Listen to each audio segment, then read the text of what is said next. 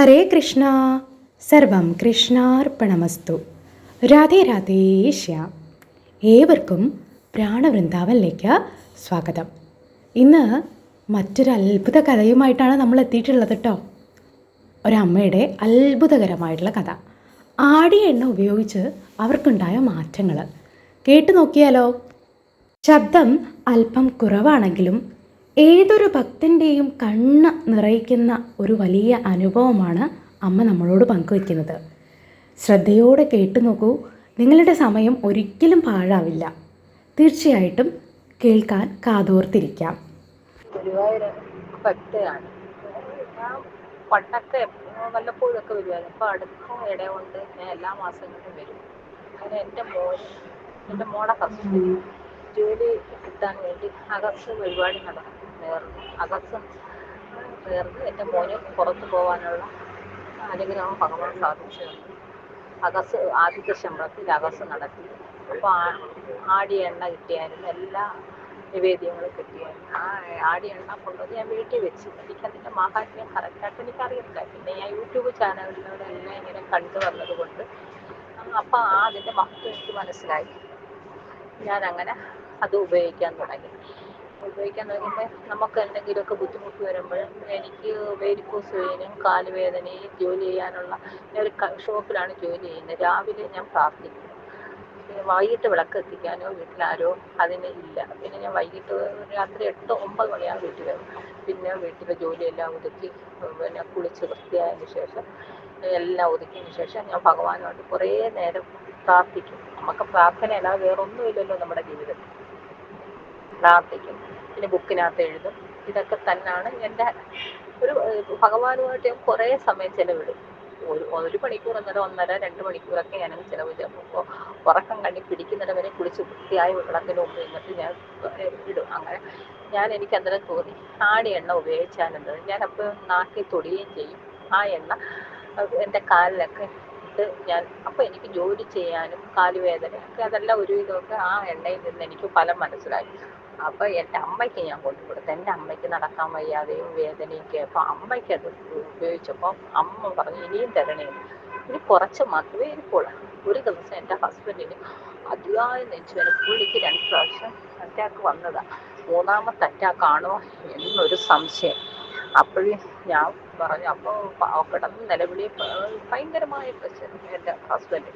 അപ്പം ഞാൻ ഭഗവാനോട് പറഞ്ഞു, ഭഗവാനെ, എൻ്റെ കയ്യിൽ വണ്ടിക്കൂലിക്ക് പൈസയില്ല, രാത്രി ആട്ടോ വിളിക്കാൻ പൈസയില്ല, ആശുപത്രി കൊണ്ടുപോയാൽ മരുന്ന് വാങ്ങിക്കാൻ പൈസയില്ല. ഞാൻ ഭഗവാനോട് പറഞ്ഞു, ഒന്നിനും ഒരു പൈസയില്ല, ഞാൻ എന്ത് ചെയ്യും ഭഗവാനെ എന്ന് ചോദിച്ചതിന് ശേഷം അപ്പം എൻ്റെ മനസ്സിൽ ആടിയ എണ്ണ എടുത്ത് ഞാൻ എന്തോ എന്നറിയോ, എൻ്റെ ഭഗവാൻ എനിക്ക് തോന്നിച്ചു, എൻ്റെ ഭർത്താവിൻ്റെ നെഞ്ചിൽ ഇട്ട് തടവി. അത്രയും വേദന കൊണ്ട് അറ്റാക്കിൻ്റെ അതേ 2 അറ്റാക്കൊന്നും മനുഷ്യനില്ല.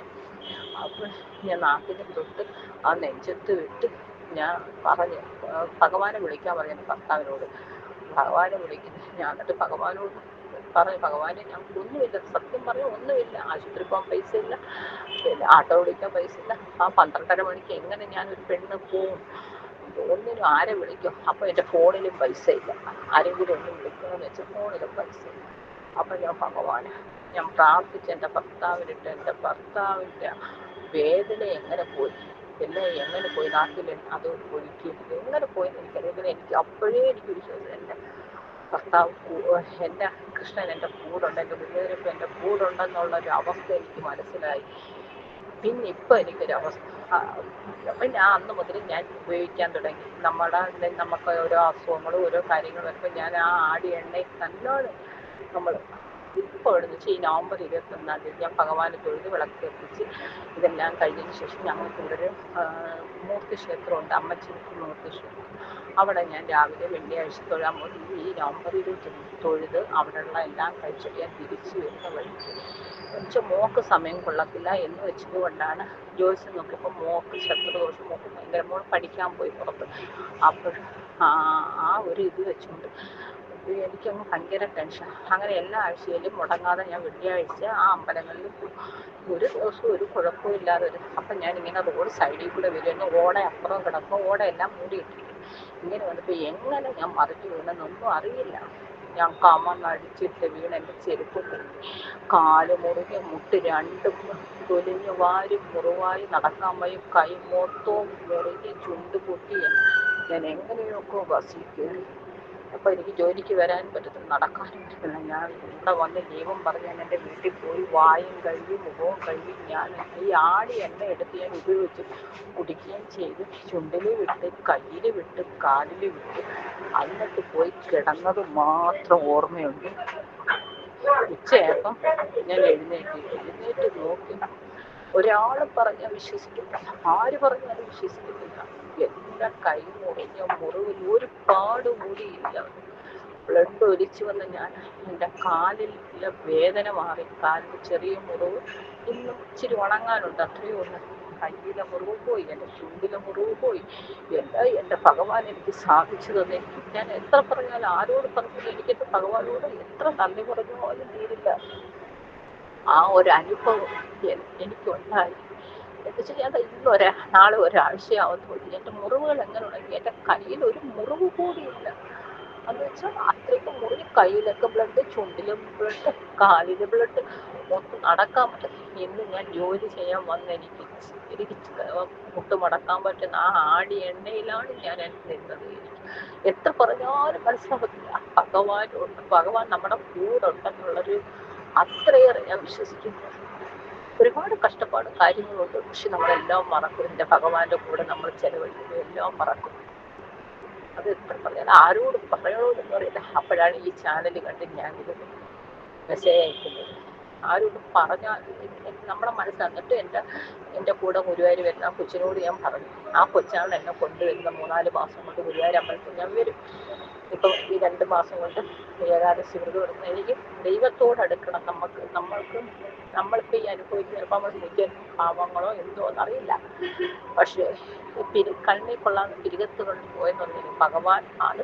അപ്പോൾ ഞാൻ കിടക്കുന്ന സൈഡിൽ കൂടാണ് ബസ് ഓടിപ്പോകുന്നത്. ഞാൻ ഒന്ന് അങ്ങോട്ടായ ബസ്സിൻ്റെ അടിയിൽ കയറുമായിരുന്നു, ഇങ്ങോട്ടായ ഓടയ്ക്കകത്ത് വീഴുമായിരുന്നു. അതിൻ്റെ സമയം ആ സൈഡിൽ നിന്ന് ഞാൻ എഴുന്നേറ്റ് ഇപ്പം ഞാൻ നല്ലതുപോലെ നടക്കുന്നു. ആ വീട്ടിൽ വന്ന ആ ആടി എണ്ണയുടെ ശക്തി ഒരിക്കലും ആരോട് പറഞ്ഞാലും മനസ്സിലാവത്തില്ല. അത്രയ്ക്ക് ശക്തിയുള്ളതാണ് ഭഗവാന്റെ ആ ആടി എണ്ണ. എനിക്ക് മനസ്സിലാവും. ഒരു മരുന്നിനും ഒരു മന്ത്രവും ഒന്നുമല്ല, അതിന് അത്രയ്ക്ക് ശക്തിയുണ്ട് എന്ന് ഞാൻ ഒരിക്കലും മനസ്സിലാവുന്നില്ല. ഭഗവാന്റെ അതൊരു ശക്തി തന്നെയാണ്. അമ്മ പറഞ്ഞതുപോലെ ആടി എണ്ണയുടെ ശക്തി ആർക്കും പറഞ്ഞാലും മനസ്സിലാവില്ല. ആ ശക്തി അറിയണമെന്നുണ്ടെങ്കിൽ ഭക്തിയോടെ അത് ഉപയോഗപ്പെടുത്തണം എന്നുള്ളതാണ്. അപ്പോഴേ അതിൻ്റെ ശക്തി എത്രത്തോളം ഉണ്ടെന്നുള്ളത് മനസ്സിലാവുള്ളൂ. തീർച്ചയായിട്ടും ഇതുപോലെ നിങ്ങളുടെ ഭക്ത അനുഭവങ്ങൾ പങ്കുവയ്ക്കാവുന്നതാണ് നമ്മുടെ ചാനലിലും. നമ്മുടെ അനുഭവങ്ങൾ മറ്റുള്ളവരിലേക്ക് നൽകുന്നത് വലിയ മാറ്റങ്ങളാണ്. പ്രതീക്ഷയും പ്രത്യാശയും ഒക്കെ നഷ്ടപ്പെട്ട ഒരു പറ്റം ആളുകൾ നമുക്ക് ചുറ്റുമുണ്ട്. അവരുടെ ഉള്ളിൽ നമ്മൾ പോലും അറിയാതെ ചെയ്യുന്ന വലിയൊരു പുണ്യമാണ്. അതുകൊണ്ട് അനുഭവങ്ങൾ പങ്കുവയ്ക്കാൻ മടി കാണിക്കരുത് കേട്ടോ. ഹരേ കൃഷ്ണ. തുടർന്നും നിങ്ങളുടെ സപ്പോർട്ടും വിലപ്പെട്ട കമൻറ്റുകളും ഒക്കെ ഞാൻ പ്രതീക്ഷിക്കുകയാണ്. നിങ്ങളുടെ കമൻറ്റും സപ്പോർട്ടും ഒക്കെയാണ് എൻ്റെ മുന്നോട്ടുള്ള യാത്രയ്ക്ക് കരുത്തേകുന്നത്. Thank you. ഹരേ കൃഷ്ണ. സർവം കൃഷ്ണാർപ്പണമസ്തു. രാധേ രാധേ ശ്യാം.